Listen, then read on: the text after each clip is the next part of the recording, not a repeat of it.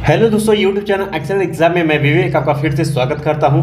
दोस्तों आज का वीडियो आप सभी के लिए बहुत ज़्यादा इंपॉर्टेंट होने वाला है, क्योंकि दोस्तों आज हम पढ़ेंगे तीसरा सेंट्रल आइडिया। ठीक है, तीसरा सेंट्रल आइडिया जो हम लेकर के आए हुए हैं, ए थिंग्स ऑफ ब्यूटी, ये हम लोग देखेंगे। इसके पहले हमने दो सेंट्रल आइडिया आप सभी को बता दिए थे।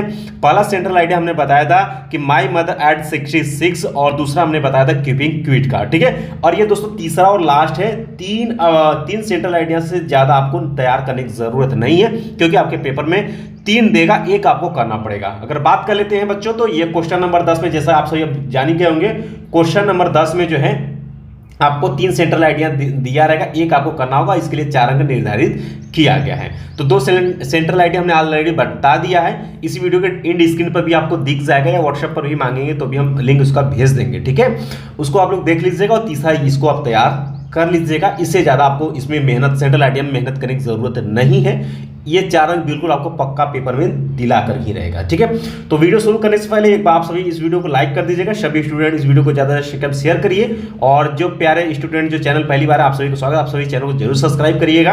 घंटी को दबाकर ऑल पर क्लिक कर दीजिए, ताकि आने वाले समय की इंपॉर्टेंट क्लास की नोटिफिकेशन आपको मिलती रहे। साथ ही जो बच्चे टेलीग्राम व्हाट्सएप ग्रुप से नहीं जुड़े, इसी वीडियो के डिस्क्रिप्शन बॉक्स में लिंक दिया गया, फटाफट जा करके जुड़ जाइएगा आप सभी। ठीक है, ताकि आने वाले समय के पेपर की तैयारी अच्छे से हो सके। चलिए बच्चों, बात कर लेते हैं कि ये थिंग्स ऑफ ब्यूटी में क्या है क्या नहीं है। तो सेंट्रल आइडिया का मतलब है दोस्तों वही कि आपका केंद्रीय विचार, यानी कि जैसे आपने हिंदी में बहादुर कहानी का उद्देश्य में प्रकाश डाला था, बिल्कुल इंग्लिश में उसी को हम सेंट्रल आइडिया के नाम से जानते हैं। यानी जो भी आपके पोएम यानी कविता जो दिया रहता है, उसी का हमें, उसमें कवि कहना क्या चाहता है, उसी का आज से हमें यहाँ पर प्रकट करना होता है। क्लियर बात। चलिए, जैसे कि यहाँ पर क्वेश्चन नंबर पूछेगा कि right the central idea of the poem. अब यहाँ पर देखिए इस तरीके से बस सिर्फ ए थिंग्स ऑफ ब्यूटी का दिया, लेकिन आपको वहां पर 3 दिया रहेगा, उसमें से कोई एक आपको करना होगा।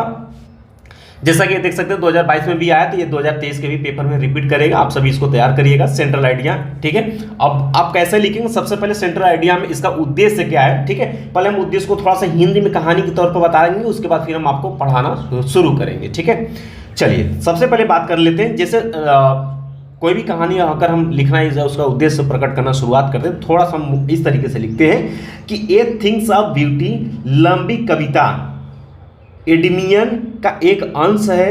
यह कीट जॉन कीट्स, जो कि कविता के क्या है, कवि हैं। ठीक है, कीट्स का दृढ़ विश्वास था कि सुंदरता की वस्तु हमेशा के लिए खुशी है।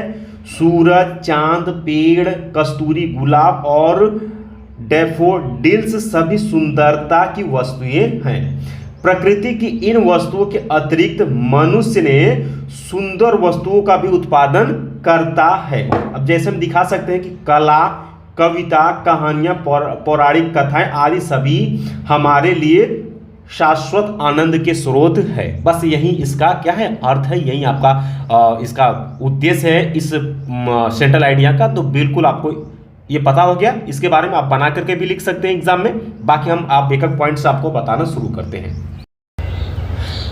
अब बच्चों चलिए हम आपको सेंट्रल आइडिया लिखना सिखा दें, कैसे आपको एग्जाम में अब लिखना है। ठीक है, अब एक पॉइंट हम लिखेंगे और बताएंगे, उसका अर्थ भी बताएंगे। ठीक है, चलिए शुरू करते हैं कि ए थिंग्स ऑफ ब्यूटी, यानी तो बिल्कुल आपके चैप्टर का नाम है, is an expert from the longer poem Endymion. ठीक है, यानी दोस्तों ए थिंग्स ऑफ ब्यूटी जो है, ये लंबी कविता एंडमियन का एक क्या अंश है, यानी कि भाग है। ठीक है, इट वाज किड्स, यानी दोस्तों ये जॉन किड्स, जो कि आपकी कविता क्या है, राइटर है।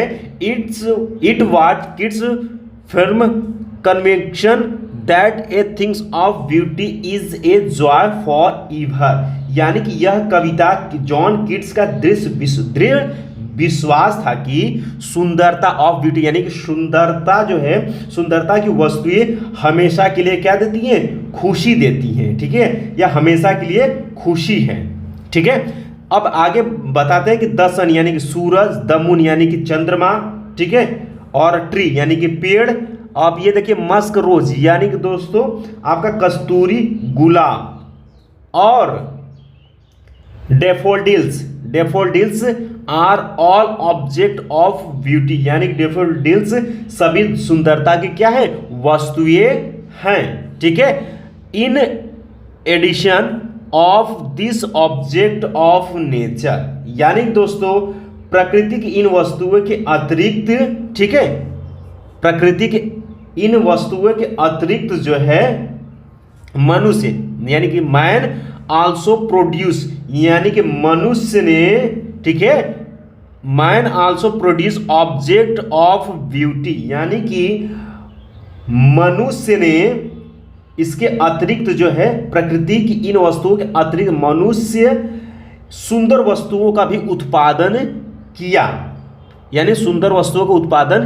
किया है। अब दिखाएंगे जैसे में आपका क्या हो गया, आर्ट यानी कि कला, पोएट्री माने कविता, स्टोरीज यानी कहानियां, ठीक है, माइथोलॉजी यानी कि दोस्तों पौराणिक कथाएं, ईटीसी यानी इत्यादि, are all source of eternal joy to us, यानी ये सभी पौराणिक कथाएं आदि सभी हमारे लिए शाश्वत आनंद के क्या है, स्रोत है। बस इतना ही आपको यहाँ पर लिखना और आपका पूरी तरीके से सेंट्रल आइडिया जो है कंप्लीट हो जाएगी, ठीक है।